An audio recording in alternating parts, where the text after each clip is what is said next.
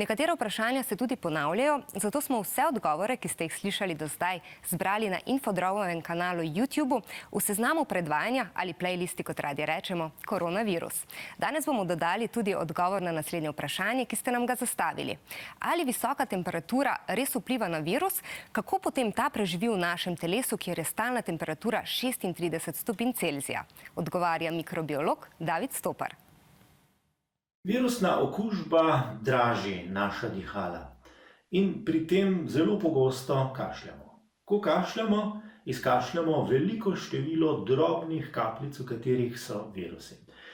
Virus si lahko predstavljamo kot takole mandarino, ki ima svoj ovoj. Dokler je tale virus v našem telesu, potem je tale ovoj svež, zaradi tega, ker se virus nahaja v okolju, kjer je zelo visoka zračna vlaga. Ko pa enkrat tale virus zapusti naša usta in pride v okolje, je običajno v okolju, kjer je zračna vlaga manjša in tale virus se začne sušiti. Njegova ovojnica se pri tem močno skrči in lahko tudi propade. Običajno višja, ko je temperatura, hitrejši je propad takega virusa.